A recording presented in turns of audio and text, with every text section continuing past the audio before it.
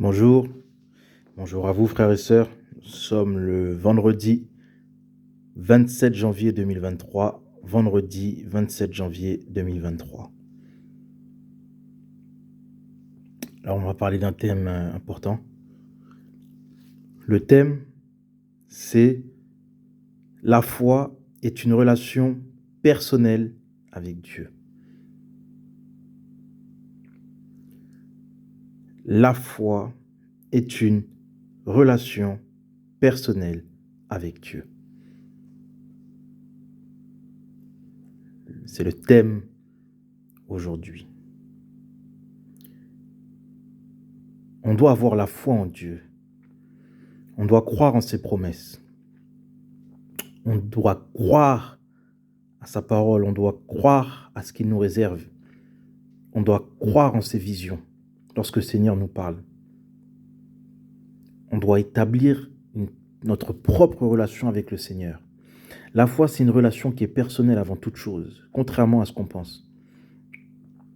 Aujourd'hui, il y a beaucoup de religions, et je ne suis pas contre ceux qui se rassemblent, mais je veux dire, avant toute chose, la foi, c'est personnel. C'est une relation qu'on a avec Dieu et qui est personnelle, qui est propre à chacun. C'est très important à comprendre. On va commencer déjà par la définition. On va définir c'est quoi la foi. En fait, c'est la Bible qui va nous donner la définition de la foi, tout simplement. On va aller en Hébreu. Hébreu 11, verset 1. On a la définition de la foi. C'est quoi la foi? Hébreu 11, verset 1, je vais lire.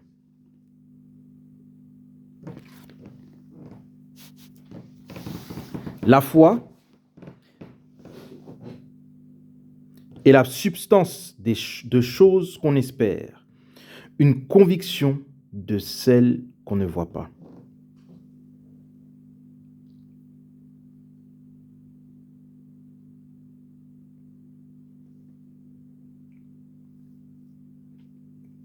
La foi est la substance de choses qu'on espère. La foi, c'est croire, c'est espérer, croire à l'impossible. Et la substance de choses qu'on espère. Et c'est une conviction de celles qu'on ne voit pas. Dans d'autres versions, il y aura écrit, par exemple, une démonstration de celles qu'on ne voit pas. La foi. Avant toute chose, il faut bien comprendre. La foi, c'est une relation personnelle avec Dieu. On va continuer avec le livre d'Hébreu. Hébreu 11. Hébreu 11, verset 11. Par la foi aussi, Sarah, elle-même, reçut la force pour la conception d'une postérité. Et elle enfanta hors d'âge, parce qu'elle jugea fidèle celui qui avait promis. Hébreu 11, verset 11. Sarah, Dieu va faire une promesse à Sarah. Elle va croire en la promesse du Seigneur, c'est ce qu'on nous dit, Hébreu 11, verset 11. Et elle verra la promesse de Dieu s'accomplir dans sa vie. Et c'est ce qu'on nous dit en Hébreu 11, verset 1. C'est une démonstration, en fait, c'est la substance de choses qu'on espère, et c'est une démonstration, une conviction de celle qu'on ne voit pas, une démonstration de celle qu'on ne voit pas.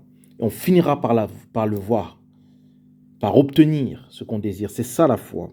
Elle a cru, donc elle a enfanté. Si elle n'aurait pas la foi, elle n'aurait pas enfanté. Mais regardez bien, elle n'est pas partie voir un homme, elle n'est pas partie se confier à un homme, ou rentrer dans une assemblée, ou consulter même son mari, elle a tout simplement cru au Seigneur. Il faut bien comprendre, elle a été exaucée parce qu'elle avait la foi en un seul, le Maître, Yoshua Mashiach. Elle a cru tout simplement. Elle a été exaucée. C'est une relation personnelle. On va aller en Jérémie 17, verset 5. Là, on voit comment Sarah a été exaucée. Elle ne s'est pas confiée en un homme, elle n'est pas partie voir quelqu'un. Elle a tout simplement cru à la parole, à la promesse que le Seigneur lui avait faite. Jérémie 17, on va aller en Jérémie 17, verset 11, verset 5 à 11. Je vais le lire, on va comprendre.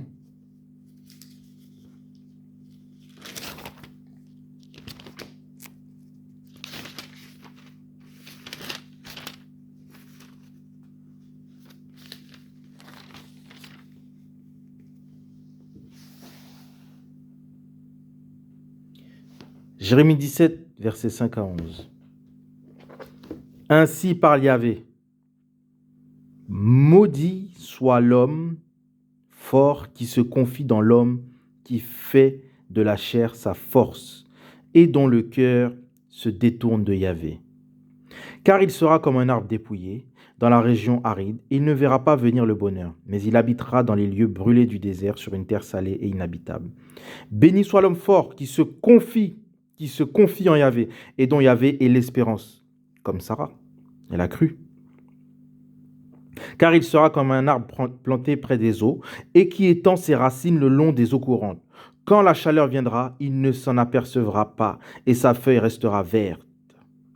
Il ne sera pas en peine dans l'année de la sécheresse et ne cessera de porter du fruit. Mhm. Mhm.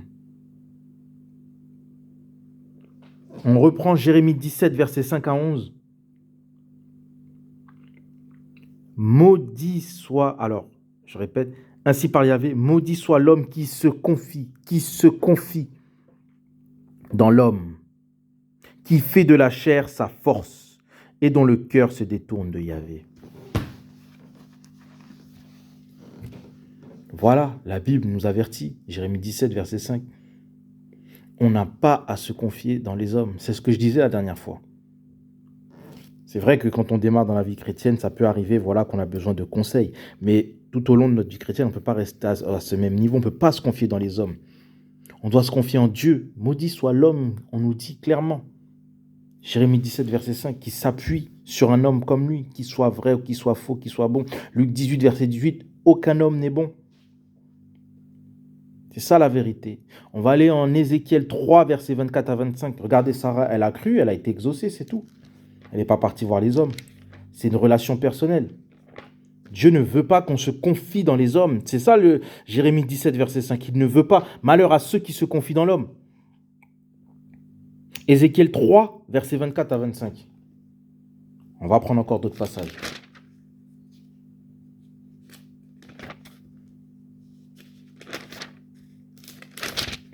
Ézéchiel 3, verset 24 à 25.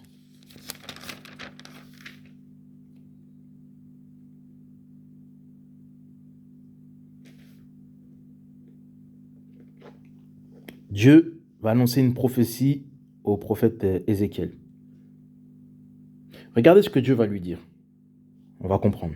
Ézéchiel 3, verset 24 à 25. Fils d'humain, voici, on mettra des cordes sur toi et on te liera et tu ne sortiras pas pour aller parmi eux. On va remonter, on va reprendre, on va commencer par le verset 24 en fait. Ézéchiel 3, verset 24 à 25, je vais le lire. Alors l'Esprit entra en moi. L'Esprit de Dieu rentre en Ézéchiel. Écoutez bien. L'Esprit rentra en moi et me fit mettre debout sur mes pieds.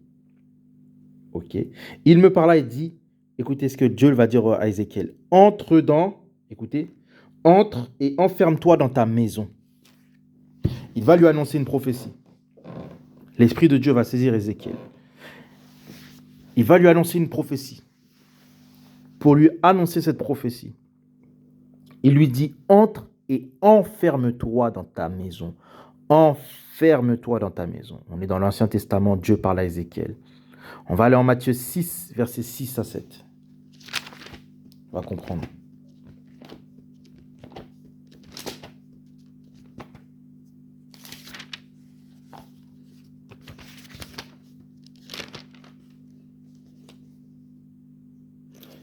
Alors là, c'est le Seigneur toujours qui parle. On était dans l'Ancien Testament. On a vu que Dieu a demandé à Ézéchiel d'aller s'enfermer dans sa maison. Et là, on est dans le Nouveau Testament. Toujours la Bible, la Torah. Matthieu 6, verset 6. Mais toi, quand tu pries, entre dans ta chambre et ayant fermé la porte, prie ton Père qui est là dans le secret. Et ton Père qui voit dans le secret te récompensera publiquement. C'est le Seigneur qui parle. Mais toi, quand tu pries, entre dans ta chambre et ayant fermé ta porte, prie ton Père qui est là dans le secret. Et ton Père qui voit dans le secret te récompensera publiquement.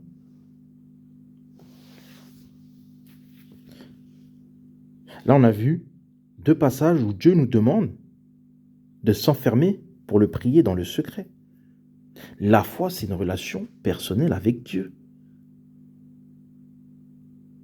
C'est une relation personnelle avec Dieu.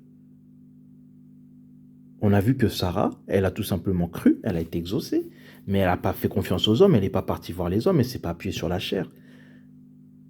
On voit clairement que Dieu demande à ce qu'on s'enferme et qu'on prie, parce que la foi, c'est une relation personnelle. Aucun homme ne doit te mettre, de faire porter un fardeau. Ta foi, c'est une relation personnelle avec Dieu. Si tu veux aller à l'église, tu peux. Si tu veux pas aller à l'église, ben, tu vas pas. Si tu veux changer d'église, tu peux aussi. Tu es libre. C'est personnel, la foi. Et si tu veux pas y aller aussi, tu vas pas. C'est personnel. La foi, c'est une relation personnelle avec Dieu. On doit se relationner avec le Seigneur. C'est ça, les vrais enfants de Dieu. Avec le vrai Dieu. Et c'est une relation personnelle. C'est tout.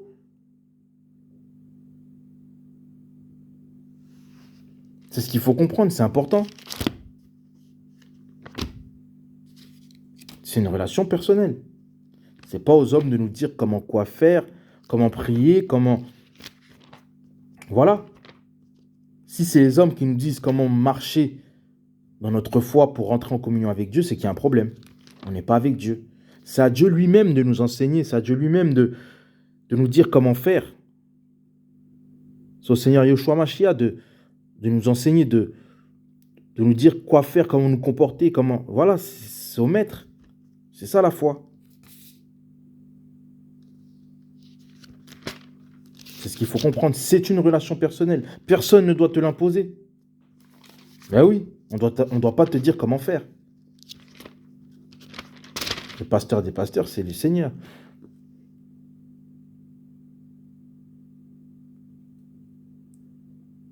Il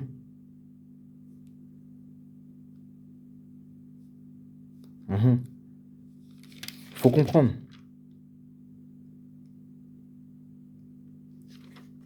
On va aller en Galates 1, versets 10 à 14.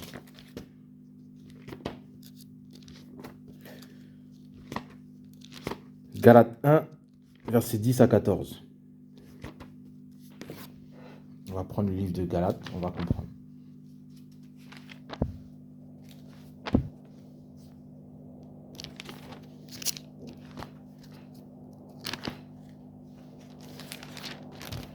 Galates 1, versets 10 à 14. Écoutez bien ce qu'il dit. Car maintenant, est-ce la faveur des humains que je désire ou celle d'Élohim? Ou est-ce que je cherche à plaire aux humains? Car si je plaisais encore aux humains, je ne serais pas un esclave de Mashiach. On ne peut pas plaire aux hommes lorsqu'on est appelé, c'est ce que je dis. On doit plaire à Dieu. On ne doit pas chercher la faveur des hommes. Ce sont des hommes comme nous, des hommes mortels. Non, on doit chercher là. Justement, c'est ce que Paul nous dit. La faveur de Dieu. Eh oui. Mais je vous fais connaître, frères, l'évangile qui a été annoncé par moi n'est pas selon l'être humain. C'est ce que je dis. C'est Yeshua Mashiach qui a écrit la Bible. C'est le Seigneur. Car je l'ai reçu, écoutez bien. Écoutez bien ce que Paul dit, l'apôtre Paul. L'apôtre Paul. Car je ne l'ai reçu d'aucun être humain.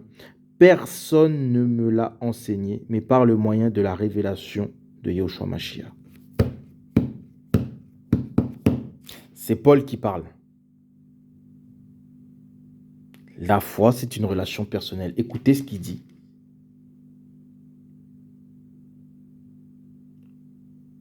Car, alors on prend au verset 11, mais je vous fais connaître, frères, que l'évangile qui a été annoncé par moi n'est pas selon l'être humain, car je ne l'ai reçu d'aucun être humain.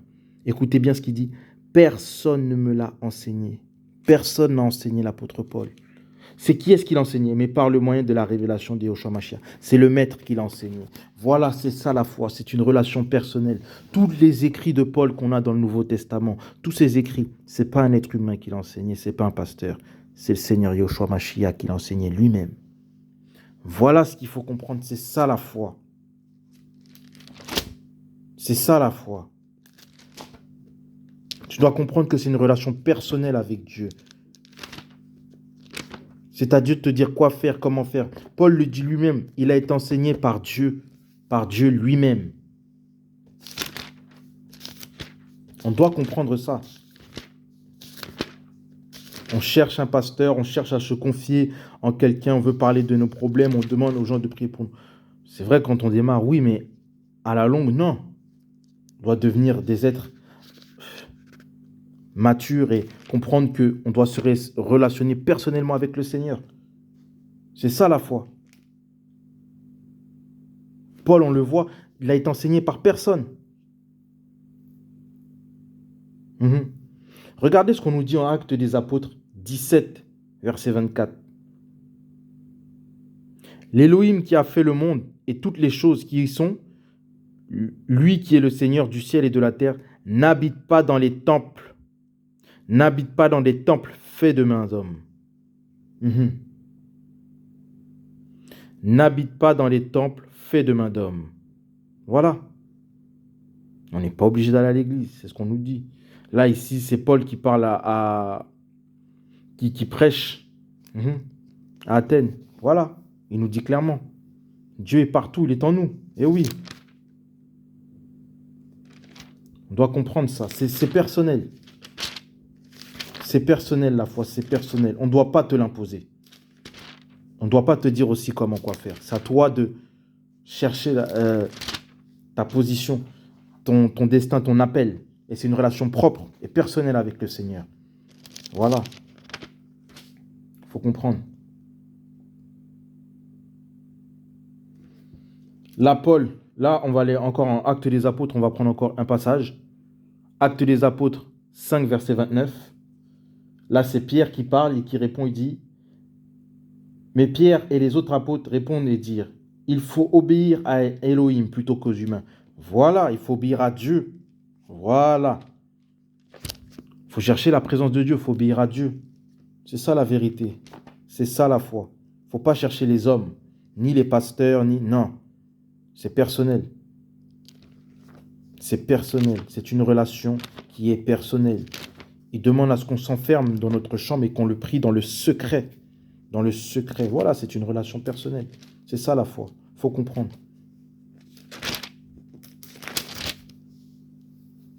Donc voilà.